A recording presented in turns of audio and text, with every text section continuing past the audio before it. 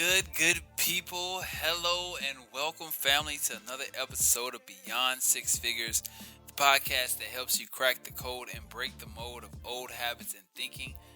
I'm your host, Yazz-e, and it is my mission to help you cultivate a mindset that is worth more than millions. Have you, since listening, been wondering how imagination works in business and in negotiation? Well, I'm here to answer that question for you today. So, to not hold you long, let's get into it.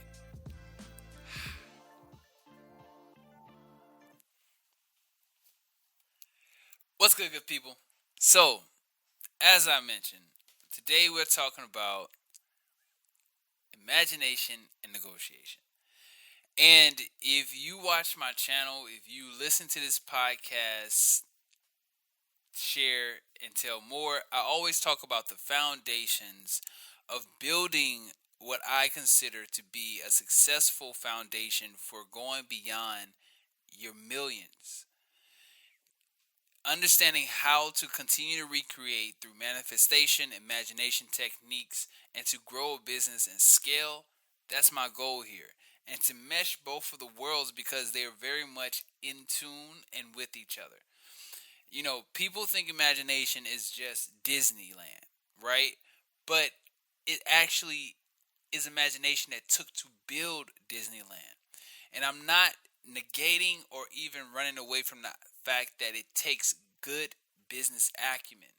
But even the businessman, the most accredited business individual, is using imagination. And what we might call this imagination is what? I mean, strategy, predictions, data, all of these things. Because it still requires a use of mental capacity, right? So, check it. Make sure the mic is right for you guys, right? I don't want to keep sounding too distant with the audio. So, check it. What I have here is a few things, and I want to go through them. First, what is negotiation and what negotiation isn't? So, not only is negotiation a tactic or a process of how you can get the things you want, right? If you listen to Chris Voss, he says what? You get in life what you negotiate, not what you want. Partly true. It has a lot to do with that because it shows that negotiation is taking place in your everyday life. It's not just in a business setting where you're negotiating. You're always stating what you want, and we're always interacting with individuals, which is a great point that I need you to remember. Remember that. We're always interacting with someone else, so you're always negotiating in a lot of ways, right? So, negotiation is not just agreeing. It means conveying your interest and why, and understanding the other's interests and why they want them. You're always working with people, and that's why it's called a negotiation. We are always working. It's interdependent. It's interpersonal as well, but it's more independent, interdependent. Try to say that 5 times. It's more interdependent than anything. We're bartering. We are trading. We are adding value to an agreed thing, right? An agreement, a contract, whatever it may be. It's a negotiation.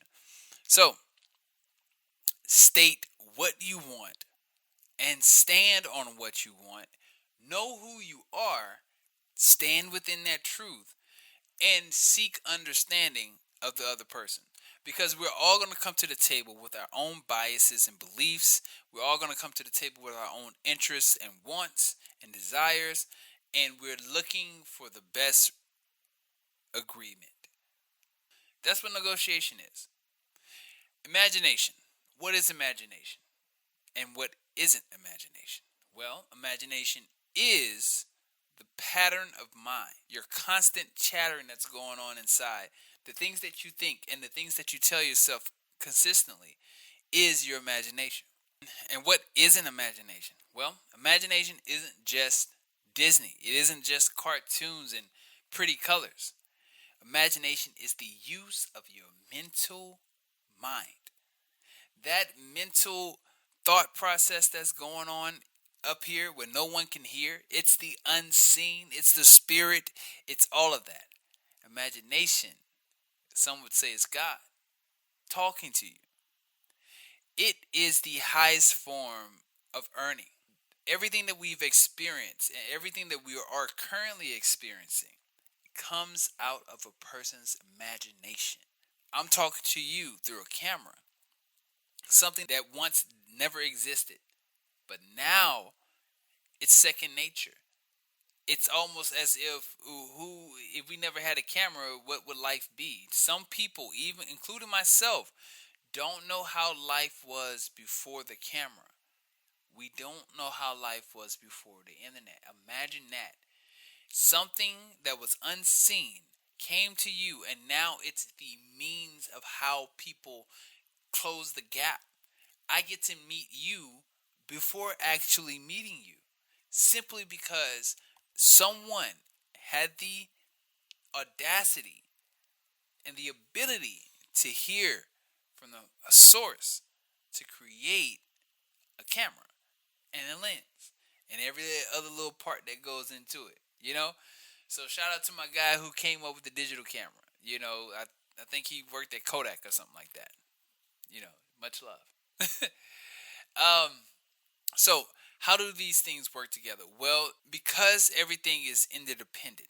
And what is interdependence? Interdependence is mutually dependent, depending on each other.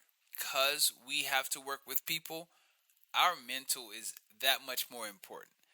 Because how we think about ourselves is how we're going to end up treating other people around us, right? If you talk to yourself like shit, you might end up talking. It's highly likely that you're going to talk to other people like shit. You may wake up and start projecting, and that's a thing in any human community. We tend to project on each other. We tend to um, uh, treat others how we treat ourselves, and sometimes we forget that we need to treat them how we want to be treated, and we should ask of that of any and everyone that we work with. Because to go into negotiation and accept the win-lose is not honoring who you are. It's you giving up parts of you that truly matter and the things that truly matter to you simply to say that you have an agreement. That's why negotiation isn't just agreeing. So when it comes down to interdependent interactions, your imagination is so important because it can play the biggest role of how you go in and approach your negotiations. See, again, the other person is already going to have their own biases, beliefs, and they're going to have their own desires. So when you come, you can also project that you want this to win for everybody. Instead of saying that I'm coming here to win just for me. If you win, hopefully, the other person wins as well. Now, if they tell you what they want and it's not truly what they want, that's not your responsibility. But it is your responsibility to seek understanding. I can't lie. Maybe you're negotiating with someone who is just not worth negotiating with. There are some bad people out there. There are some shitty individuals. There are some people who use their imagination for the wrong causes. And weirdly enough, you might find yourself across the negotiation table with this person. Maybe you're brokering a deal for peace. Maybe you are a hostage negotiator. Either way, understanding what the other person wants and your ability to provide what you're negotiating, all plays a role in your, not only in your confidence in how you approach it, but them believing you if you can come through with it. I say this is how you can use your imagination. Build the scene, the movie of the mind. Love this. So, if you've listened to this channel before, if you listened to Beyond Six Figures before, you've heard me talk about the movie of the mind or to build the scene. In this situation, when you're going into the negotiation, you probably already know that this is about to happen. And I would say that do it the night before, do it many nights over, and just automatically do this so you don't have to get ready, right? So when you're building out the scene, first, you want to start from the end or start in the middle. You've seen movies and you've seen sitcoms like Breaking Bad where the intro, the pilot, is, I'm saying, eventful. It looks like you're in the middle of the movie. It's in the beginning. It's in the beginning that they're showing you something is going on. They're already in action. They're not waiting for it to be solved or the mystery to be solved. They're giving you insight while they're in it. So when you're building out this scene, you can start in the middle. You can start where the action is. You can already be celebrating. You can be in the middle of a conversation. Pick something natural to who you are and what you would naturally do in those situations and build the scene. See it. Then you move on to part two, your details. Collect the details. Who's there? What day it is? What are you wearing? What are they wearing? What songs are playing? What it smells like? To the point of what day it is, you've been in situations where it's it's clearly Saturday, but it feels like a Thursday, or it's Thursday and it feels like a Saturday. You remember it's either because of how it smelled or how it felt. The weather was just hidden and you're just good, like you're straight. So it feels like a Saturday. You've had those moments. We've been in these states of mind where it felt like a day that it was not, and we were honestly flat out in disbelief when we realized that it wasn't. It's because you committed to the idea that it was that day. It's the same thing. When it comes down to you picturing your negotiations, when you're picturing the person that you're getting ready to negotiate with, you can picture yourself as a successful negotiator. And you don't have to wait until you're in a negotiation to do this. You can do this often if you're in sales, if you're in a business where you have to continuously negotiate terms. You can see yourself as a successful and competent negotiator. Anytime there's two, you're negotiating. You're either saying what you want, what you don't want. And you're saying, I understand, but I don't understand. Ask more questions, right? Until you get to a point where you both can agree. It's our urge and our natural want to avoid conflict, but we cannot. It's impossible. Now, conflict does not have to be disastrous.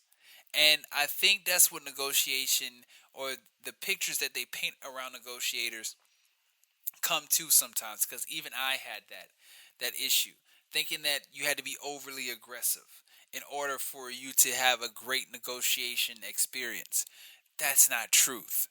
That's not always what it is, but sometimes you do have to be more assertive and a little bit more aggressive about what you want, and seeking to show people why this is what you want, or helping them understand why it's important to you. But your imagination, if it's constantly at work, you will have to do less work on the back end to try to prove it to people.